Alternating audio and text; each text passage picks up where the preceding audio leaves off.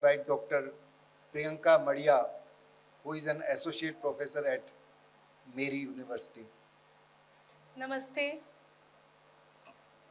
I'm Dr. Priyanka Madia, and I'm standing in front of you for Q&A at present because the dignitaries, the respected dais, the dignitaries, they have already discussed the concept at length. So I had my own inputs to add on, but because of the crunch of the time, because of the paucity of the time, and there are other speakers too, so I won't be that selfish enough. So I'll be considering question and answer round right now. And for that, I would be asking our inquisitive students who are waiting for such a long period of time, they may ask their questions. So the forum is open for discussion for Q&A. Hello. Good afternoon to all respected members.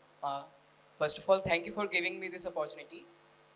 Sir, my question is, do you think that Afghanistan economic development is the key to peace and progress in Central Asia too? I would repeat my question.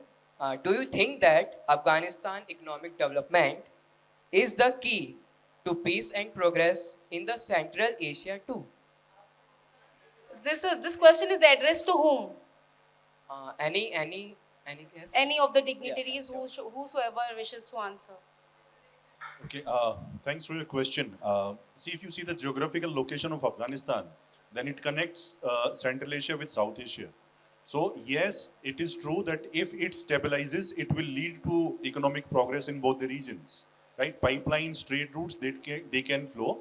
But Yes, I mean, sir. for that we need to, I mean, everybody needs to work together. So that's true, correct? I guess the answer is yes, है ना? Yes, sir. Thank you for the answer. Okay, thank you so much, sir, for your valuable inputs. The next question, the next student. Yes. Good afternoon, everyone. I, Lakshay from BBA. I want to ask a question. In view of Donald Trump is becoming the next US president, there is a serious threat of trade war with more tariff on China. In this scenario, India is an alternative in the de-risking policy. US, also Japan and Quad also helpful to India. I repeat my question. In view of Donald Trump is becoming the next US president, there is serious threat of trade where more tariff on China. In this scenario, India is an alternative in de-risking policy. US, also Japan and Quad also helpful to India. And this question is addressed to a specific person To or everyone. To everyone. to anyone. In the US. I think President Trump's return to power is a threat to the whole world's global trade because he is very clear that he is going to be using protectionist measures to promote manufacturing in the US. And for that, from what has come out in the media, he is talking about 10% tariff being imposed on all imports into the United States with a higher level, substantially higher level on the Chinese imports. I have very little to say on China per se, that's bilateral between them, but it would affect even that if the duty rates are very high on Chinese imports, then China would be sending stuff to the rest of the world, dumping it on the rest of the world like it usually does, and it has started doing it through the Southeast Asian nations. The goods made in China come through the land route to Southeast Asia, where under the ASEAN Treaty, they come to even India.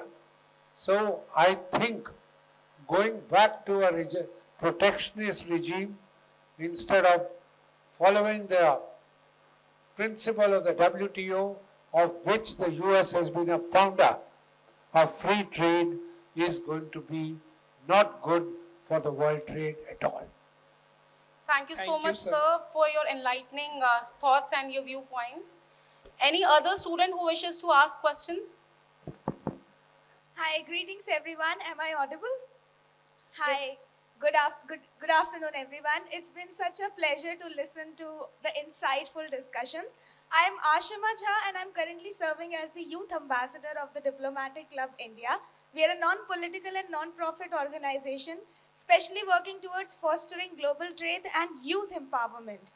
Based on the critical discussions and insights that I've been hearing for so long from the esteemed dignitaries, this is a question to any one of you that at the Diplomatic Club, we are exploring ways on how youth diplomacy can amplify these efforts and foster the soft diplomacy aspect that has been critically highlighted.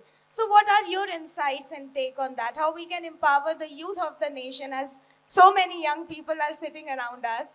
How we can empower them? What kind of initiatives we can take for them so that we can not just foster the soft diplomacy but also make an image of India on a global stage. Our youth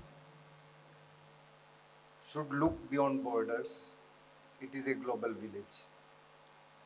And you have already seen how many students go abroad for higher studies every year, and how many of them settle down abroad.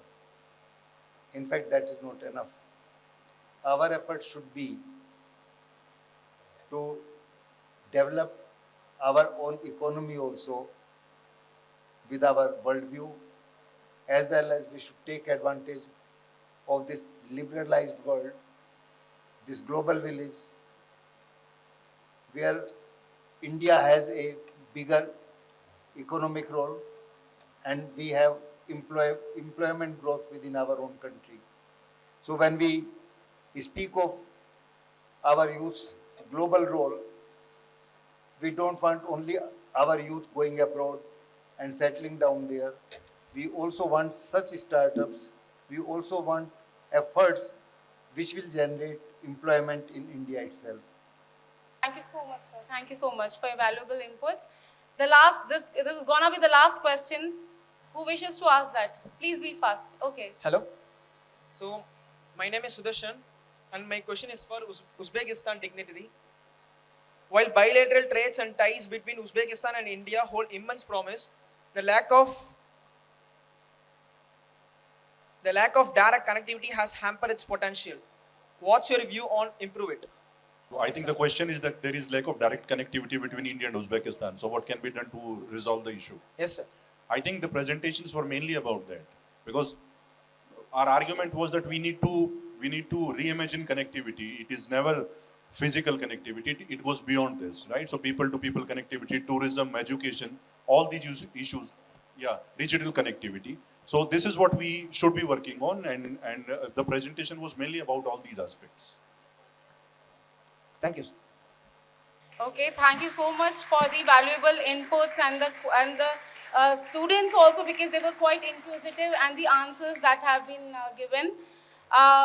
One thing which I personally want to say, I had not planned, but listening to all the discussions and all the questions and all the opinions on Central Asia as well as Southeast Asia, I just want to say one thing, that as an academician, I strongly feel that we still have miles to go before we sleep, and we still have hours to work before we sleep. And that's what we expect from our students also. So knowledge base has always, it should always be expanded, and from now onwards, I'll be studying more. I've studied at length about Central Asia, but I'll be more studying about Southeast Asia now. I'm quite inspired. Thank you. Thank you so much.